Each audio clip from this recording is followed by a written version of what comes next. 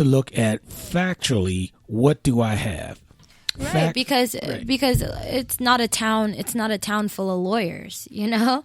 Like, people's emotions, just because people are emotional does not mean that they understand the procedures and policies that are in place with the legal system. Well, that's true. But, I think you also heard me say in previous shows, Ambizia and Thinbad, this is why it's so important that community members need to be engaged with their police departments, particularly with those ride-along opportunities and those opportunities to attend the Citizens Police Academy, because it allows citizens to see just how quickly a situation can deteriorate and some of the other factors that play into the decision that an officer did or did not make at that instant moment. Now, that doesn't make an excuse for, mistakes or poor responses or even, outright intentional misconduct.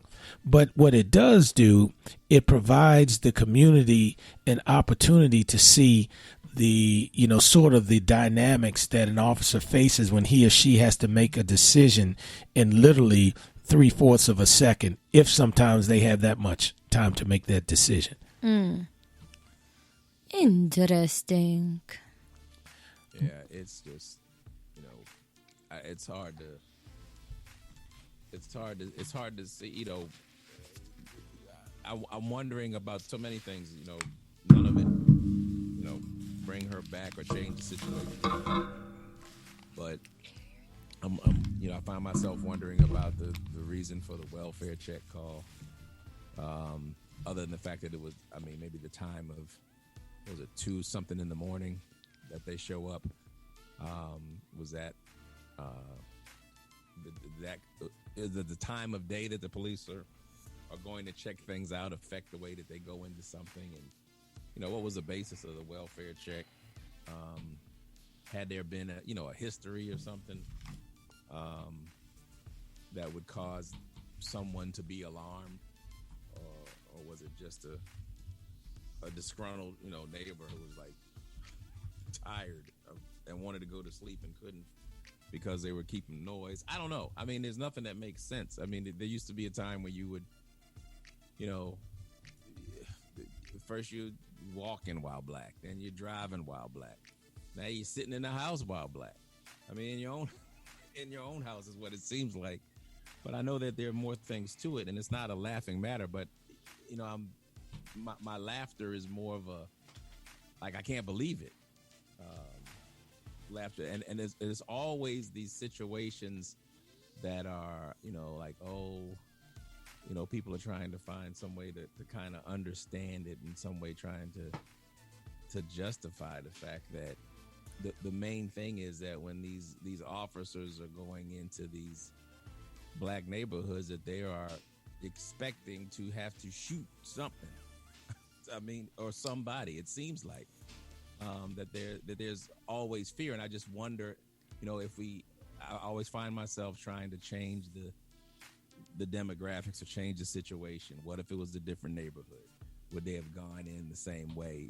If everything else was the same except the neighborhood was a little different, the occupants of the neighborhood were a little different, would he have identified himself as a police officer instead of prowling around out of the house first? Would they have done some, all of the things that you would think someone would do before having to,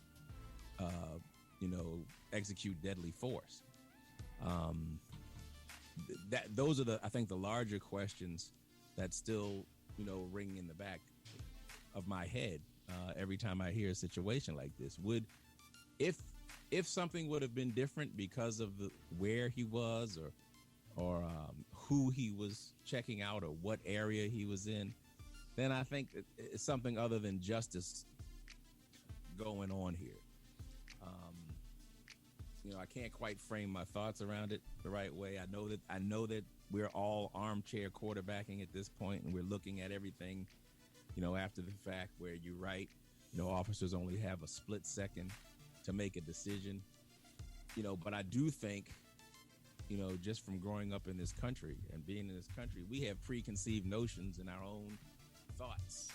Police officers are, you know, they grow up in this country too. They have part of, they've grown up in the same school systems. They've seen what's happened in this country too. So you have some preconceived notions, prejudices, whether you want them or not. But how do we move from that point? How do we get on to the next step? Well, and I think that's one of the things that people are trying to figure out. As you saw by some of the press conferences, the family they're still in this state of shock, and rightfully so. I mean, this is just something you don't anticipate, that your loved one was home playing video games with an 8-year-old, and later on in the evening she's dead on the floor. And we haven't even talked about the trauma that the 8-year-old boy has experienced. There's no telling what type of trauma he will encounter over the years. It's just very sad. But you mentioned that you were talking about the entirety of the situation and being in your house while black and that kind of stuff. And I know that Gina sent us a message that said that the neighbor was concerned that the lights were on and the doors were open at that time of night. So it was a nighttime situation. And again, what the neighbor did was what you would expect a neighbor to do. You hear police departments across the country asking citizens to be engaged and to report things that are suspicious. And this neighbor did. And the interview that he had afterwards, he's kicking himself for calling the police department. And that's certainly not the outcome that any police department or any police chief wants, is for people to say, I may not call because if that's my neighbor and something else like that happens, I'm going to be really upset. Now, to the chief's credit in Fort Worth, the acting chief, he acted very swiftly. He released the videos. He had pretty much seen enough evidence that he was convinced he was going to fire this officer, and he was going to resign. So the officer resigned in lieu of being terminated. So you can at least take homage in knowing that the chief was on top of this thing and took the appropriate action. Now, I guess the flip side of that, then, Ben, I think you're getting at is, okay, the chief did what he did, but how do we know we're not going to have other situations like this in the future? I just think, and I think we will. I think we will because I think unfortunately, I mean, I'm hoping not. I would love nothing more than to be wrong about that. However, as the next month turns, we see sometimes it's not even a month. We see more, ridiculous things that are happening. And it used to be where people weren't getting, the blacks were the victims and no one was going to jail. No one was found guilty. And we were up in arms about that. Okay, so now we're getting to the next phase. Okay, people are being found guilty, but I'm still not satisfied. Because the larger conversation is still not being had. We until we start dealing with, notions of sure of race and othering, and I'm going into this neighborhood, so let me, it's like going out. If you go out, if you're going out, if the weatherman says it's snowing and he's been telling you it's snowing all week, well, you'd be a damn fool not to go in your car and say, well, let me put my shovel in the car just in case I get stuck. Let me get some salt. Sure. Like that, because I'm preparing for the environment that I'm being told I'm going into. Sure. And for how long have we talked, have we heard what our environment is? That's right. Who lives in the neighborhoods that you're going in and things like that. So you go in to that environment with a certain expectation. You got your gun drawn, you got your hand, you decide you're not going to, make yourself known. I just feel like they would have done something different had the neighborhood been different. I could be wrong. Sure. But when I keep seeing things like this, I can't think of anything else that deals with it. Until we deal with that particular issue, I think we're going to keep having things like this. Yeah, we're making incremental progress. Yeah, people are being found guilty. Yeah, the police chief is finally doing the right thing. but we still have another black person dead. Sure. And each place it gets more ridiculous and more ridiculous. Now you got people on one hand you got somebody breaking into their own house, not noticing that, being so. Have you ever been that delirious as a as a former officer that you didn't know what the hell house you were going into?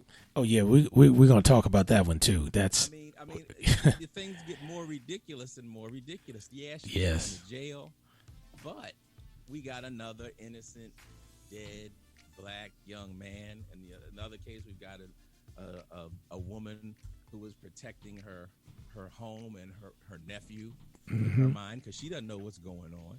That's right. And she's dead. Now he's found guilty, but she's still dead. Yeah. Well, you raised some great points, Sinbad, and you're, as you always do, you're making the board light up here. So of course I have to start with my man Phil from Maryland, and yeah, and of course Phil's correcting me, and I have to say, that he is right in this sense. He says, if the neighbors were in touch with each other, he could have knocked on the door. If neighbors get to know each other, they can call and check each other. Why do we ask the police to do things we could do ourselves? And Phil, you are absolutely right. You are absolutely right. I mean, that's. Oh yeah, Phil puts it on you, doesn't he? Yep. But so Phil, is he really? Because if you really think somebody robbed your neighbor, like if you think that your neighbor's house is in the middle of a robbery, why would you walk in there yourself? No. I think what Phil is saying is that, when neighbors know their neighbors, and this is one of those old school things, Ambi. Right. Like when people, just like how you used to tell me how like you used to play outside, and then if you did something like your friend's mom who lived on the same street could look out for you and stuff like that. Like I get that. That's right. She come by and slap your face, Right. So, but what Phil is saying is that, if you know your neighbor and you know your neighbor's habits, you would know that, that seems unusual. Or if you know your neighbor, you can give him a call. Say, hey, John, look, your garage is up. Is everything okay?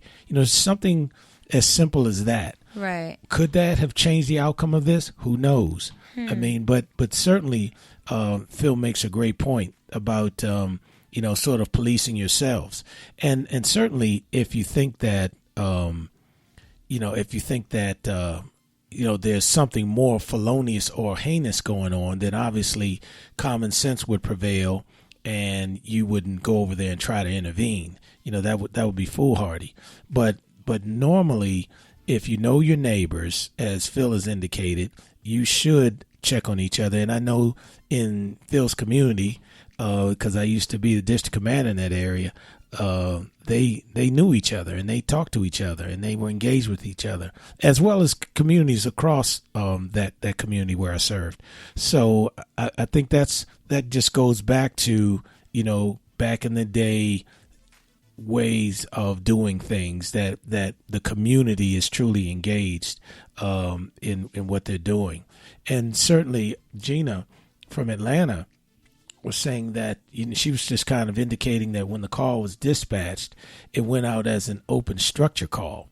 And I think that's one of the things that we talked about earlier was that, when an officer receives that type of a call, he or she should start making those mental adjustments of what are the possibilities when I arrive on the scene?